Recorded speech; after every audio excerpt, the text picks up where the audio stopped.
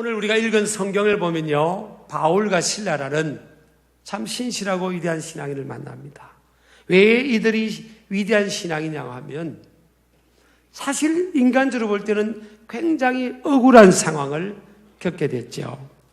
이 바울과 실라는 세계 제2차 전도 여행을 다니는 중에 하나님께서 그들의 계획과 달리 유럽 쪽으로 방향을 틀어서 복음을 전하라고 하나님께서 인도하셨습니다. 그런데 유럽에 이제 마게도냐, 유럽의 첫 성이었던 마게도냐 지역에 가서 복음을 전하는 중에 귀신 들린 여인이 자꾸만 영적으로 도전을 하고 괴롭히는 거예요. 그래서 예수 그리스도 이름으로 명령을 해서 귀신을 쫓아냅니다. 여러분, 예수 그리스도의 이름에 능력이 있습니다. 예수 그리스도의 이름 앞에는 어떤 어둠의 영도 굴복할 수밖에 없어요. 아멘 하시기 바랍니다. 그래서 예수 그리스도의 이름으로 귀신을 그 속에 들어가 있는 그 여인에게 들어가 있는 귀신을 대적하니까 그 귀신이 떠나가 버렸어요. 그 이 여인이 멀쩡하게 정상적인 사람이 된 거예요. 그러니까 오히려 치하를 받고 잔사를 받고 또 감사를 받아야 되는데 바울과 실라는요, 오히려 매를 맞습니다. 정당한 재판 과정이 없이 비인격적으로 매를 맞는데 데살로니가전서 2장 2절에 보니까 능력을 받았다 그랬어요. 고난과 능력을 필립보에서 받았습니다.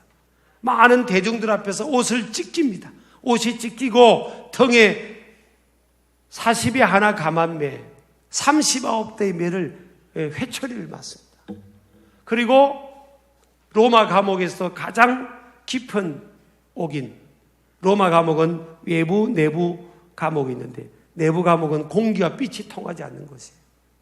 그곳에 던져지다시피 가장 중죄인이 갇히는 그 감옥에 바울과 실라가 갇혔습니다. 바울과 실라가 그곳에 갇힐 이유가 없어요. 전도한 것밖에 없고 귀신 들린 여인을 고쳐준 것밖에 없어요. 그리고 또 바울과 실라는요, 바울은 로마 시민권을 가졌습니다.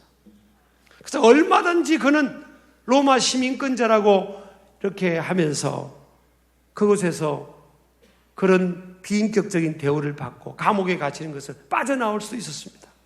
그런데 이 사도 바울은요, 영의 사람이기 때문에 영의 사람입니다. 어떤 사도행전의 어떤 상황에서는 사도 바울이 로마 시민권자인 것을 밝힙니다. 그런데 사도 바울은 복음을 위해서 세상에 이런 권세를 사용하는 것을 지향합니다. 할 수 있으면. 내가 이런 세상에 이런 위치가 있으니까 당신들은 내가 믿는 예수를 믿어야 돼요. 그러면 뭐예요? 내 능력으로 그들을 굴복시키고자 하잖아요. 그래서 할 수 있으면 사도 바울은 그 세상에 자기 위치를 그것을 통해서 굴복시키려고 하지 않습니다. 그래서 로마 시민권자인 것을 잘 안 밝혀요. 그래서 그 결과로 뭐예요? 감옥에 억울하게 들어간 겁니다. 여러분, 인간적으로 볼 때는 너무 억울한 상황입니다. 억울한 상황이에요. 재판 과정도 거치지 않고 불법적 재판 과정을 통해서 지금 바울과 실라, 거룩한 하나님의 사람들이 그곳에 있는 겁니다. 충분히 하나님 앞에 원망할 수 있어요. 얼마든지 불평하고 원망할 수 있습니다. 그런데 오늘 바울과 실라에게 찾아온 기적이 뭡니까? 그들의 선택은요, 감사를 근거로 한 기도와 찬양을 선택합니다. 그들은 하나님 앞에 막 기도하고 찬송합니다. 어디에서요? 어디에서? 감옥에서. 언제? 한밤중에. 기도하고 찬송함에라는 이 25절에 번역된 헬라어는요, 포로스쿠메노이 힘론이라는 단어인데 현재 분사형 능동태 미완료입니다. 이건 뭐예요? 분사형 미완료형이라는 것은 기도하면서 찬송하기를 멈추지 않았다는 거예요. 반복해서 끊임없이 계속했다는 겁니다. 기도하고 찬양하고 기도하고 찬양하고, 그러니까 성령 충만하고 열정적으로 기도 찬양하니까 그 감옥에 있는 죄수들이 다 들었다고 돼 있어요. 여러분, 이런 위대한 신앙이 어디 있습니까? 이런 신앙은 여기 구약에도 있어요. 욥이라는 사람은 더합니다. 그는 요즘으로 말하면 최고의 재산가였습니다. 동방에서 최고의 재산가였어요. 그리고 자녀가 10명이나 있는데 하루아침에 그 재산이 다 없어지고 자녀들이 다 한날에 죽게 됐어요. 여러분, 이쯤 되면요, 얼마나 하나님을 원망하고 낙심하겠어요. 근데 욥기 1장 21절 22절 보니까 내가 모태에서 알몸으로 나와 싸운즉 또한 알몸이 그리로 돌아가올지라. 주신이도 여호와시요 거두신이도 여호와시 여호와의 이름이 찬송을 받으실지니이다. 이 모든 일에 욥이 범죄하지 아니하고 하나님을 향하여 원망하지 아니하였더라 그랬어요. 욥이나 여러분 바울과 실라를 보면 기적입니다. 여러분, 하늘과 땅이 바뀌었으면 기적이 아니에요. 도저히 감사할 수 없는 상황에도, 도저히 이해가 되지 않는 상황, 억울한 상황, 이런 상황인데도 그럼에도 불구하고 그들은 감사하고 기도하고 찬양하는 거예요. 감정이 안 따라와도 어쩌면 이들은 뭐예요? 감정을 따라 찬양하고 기도한 것이 아니에요. 감정과 상관없이 어쩌면 의지적으로 누가 감옥에 있는 것이 감사하겠으며, 누가 매 맞은 것이 감사하겠으며, 누가 자녀가 10명의 자녀가 한날에 다 죽는 것이 감사할 수가 있겠어요? 그런 감정적으로 감사할 수가 없어요. 누가 그 많던 재산이 싹 다 날아가는데 감사할 수 있겠습니까? 할 수가 없어요. 근데 의지적으로 하나님께서 감사라고 했으니까, 주신 이도 하나님이시고 가져가실 이도 하나님이시라는 하나님의 절대 주권을 믿는 믿음이 있었으니까 이들은요, 감사를 의지적으로 선택하고 그 상황에서도 기도를 선택하고 찬양을 선택한 거예요. 그러니까 그 감옥에요, 하나님의 임재가 일어난 겁니다. 하나님의 임재, 셰키나, 하나님의 임재가 있는 거예요. 하나님이 그곳에 찾아온 겁니다. 그러니까 그 옥터가 움직이고 감옥의 문이 철통같이 닫혀있던 감옥의 문이 열리고 그들에게 묶여있던, 발에 묶여있던 착고가 벗어진 겁니다. 움직이고 열리고 벗어진지라. 26대 보면 세 가지 동사가 나옵니다. 움직이고, 따라합시다. 움직이고 열리고 벗어졌다. 이 세 단위의 공통점은요, 수동태입니다. 수동태. be 플러스 pp, 비동사 플러스 pp. 영어 공부할 때 많이 했죠. 내가 스스로 한 게 아니에요. 주체가 다른 사람이나 다른 것에 의한 겁니다. 이 주체가 뭐예요? 하나님이 하나님께서 그 감옥의 옥터를 움직였고요, 감옥의 문을 여셨고 묶여있던 착고를 하나님이 풀어주신 겁니다. 하나님이. 왜? 찬양하고 기도하면서 억울하고 분통했지만 의지적으로 찬양하고 기도하고 감사했더니 기적이 일어납니다. 기적. 여러분, 사도 바울과 실라나 욥 같은 사람이요, 감옥 밖에 나왔으니까 찬양하고 감사하고 기도한 게 아니에요. 그럼에도 불구하고 그 안에 있었음에도 불구하고 그들은 하나님 앞에 의지적으로라도 기도를 선택합니다. 바울이 신라에게 그랬고 신라가 바울에게 그럴 겁니다. 신라요, 우리 기도합시다. 우리 찬양합시다. 예, 바울 사도님 우리가 그렇게 하십시다. 그래서 마음을 같이 하고 찬양하고 기도하고. 여러분요, 기도가 감사하지 않고 불평하고 원망하면 기도가 막혀요. 기도한다는 것은 이미 그들의 마음이 이 상황에서 감사를 선택한 겁니다. 의지적으로도 감사하는 편을 선택한 거예요. 그러니까 그 상황에서 기도가 나오고 막 찬양이 나온 겁니다. 여러분, 불평 원망해 보세요. 딱 기도가 막힙니다. 기도가 안 됩니다. 내가 불평하고 원망하고 막 분한 마음이 있는데 기도가 나옵니까? 기도가 막히고 찬양이 막히면요, 이게 마음이 답답합니다. 죽을 맛입니다. 혹시 옆 사람 보세요. 죽을 맛처럼 안 써. 근데 상황은 안 바뀌어도, 상황도 하나님 역사하시면 나중에 바꿔주세요. 그런데 하나님이 그걸 테스트하는 겁니다. 상황이 안 바뀌어도요, 그 속에서 감사를 선택하고 기도를 선택하고 찬양을 선택하니까 때가 되니까 열리는 거예요. 또 하나의 기적이 뭡니까? 감옥문이 열리고 착고가 묶인 것들이 풀어지면 죄수들이 다 도망가야 되는데요, 죄수들이 그 자리에 있는 겁니다. 이것도 기적의 기적. 다 도망간 줄 알고 그 죄수들을 총관리하던 간수장이요, 자살하려고 그럽니다. 이래 죽으나 저래 죽으나 나는 죽는 목숨이니까 자살하려고 하니까 사도 바울이 큰 소리 부르셨습니다. 네 몸을 상하게 하지 마라. 우리가 다 여기 있노라. 저는요, 좀 이상하게 듣지 마시기 바랍니다. 예전에 어디에서 집회를 하는데 어떤 분이, 제가 집회를 마치고 걸어가는데 저를 막 부른 거예요. 강사님, 강사님. 왜 그러냐고 했더니, 아니 그 권사님 한 분이요, 자기 몸이 땅에 붙어가지고 안 떨어진다는 거예요.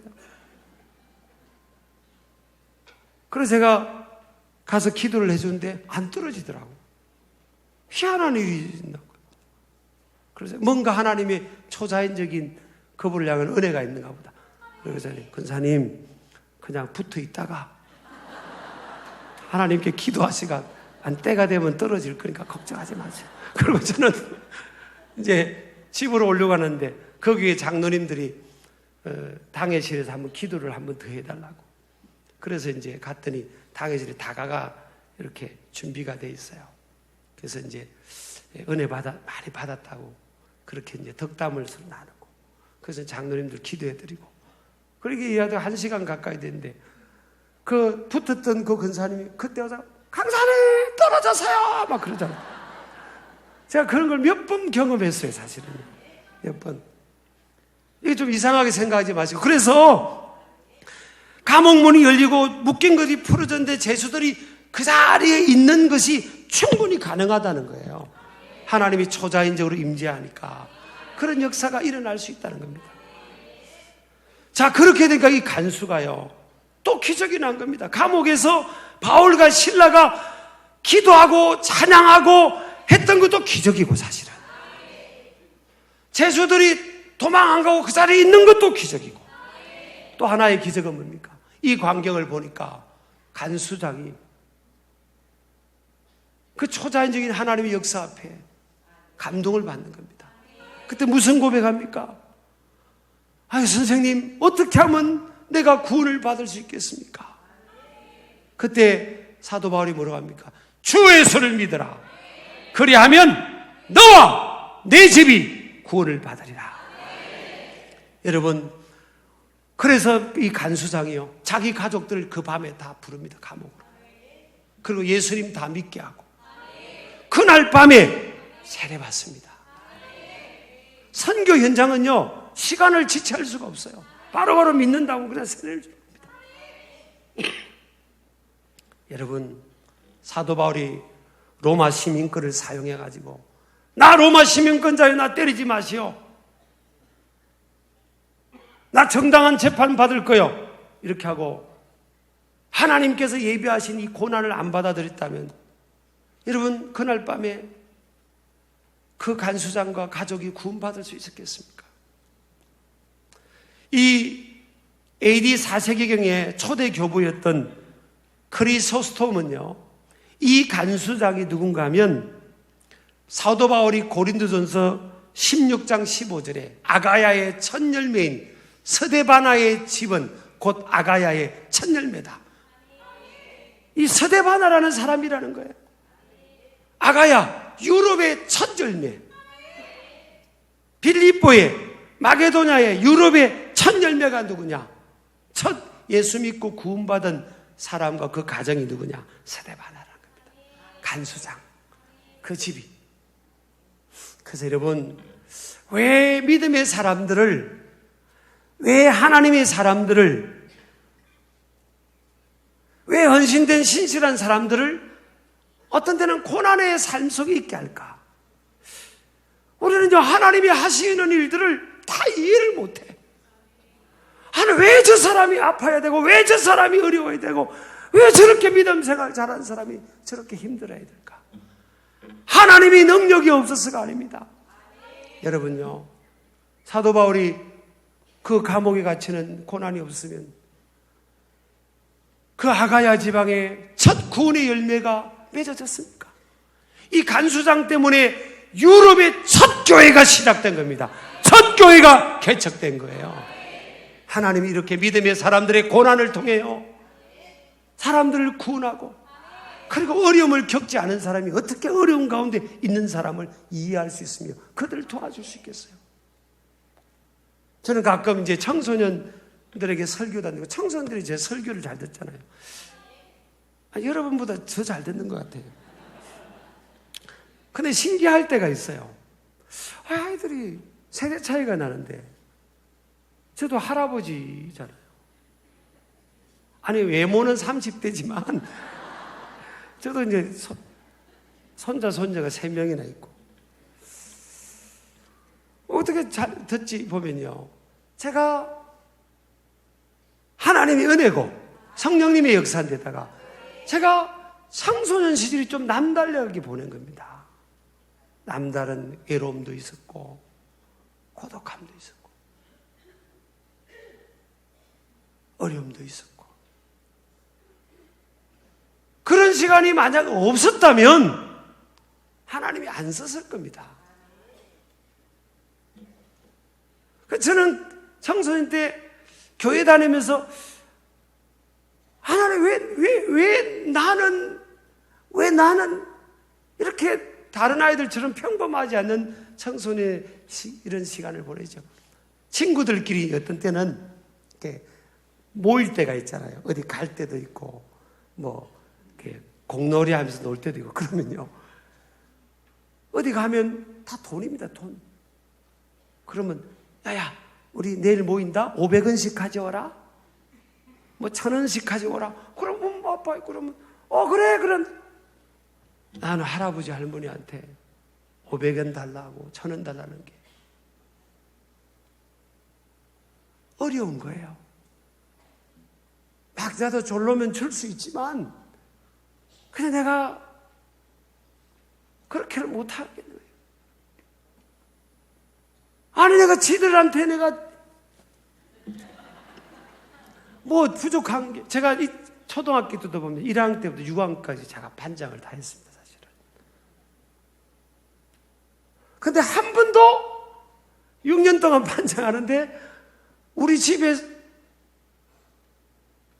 학교로 찾아온 사람이 없었어요. 교장 선생님이 하도 그래서 좀 의아해서, 저 기용이는 똘똘하고 운동도 잘하고 공부도 잘하는데 아무도 안 찾아오니까. 제 이야기에서 죄송합니다만은, 근데요, 시간이 지나 보니까, 그래서 제가 이게 이상하게 아이들하고 통해요.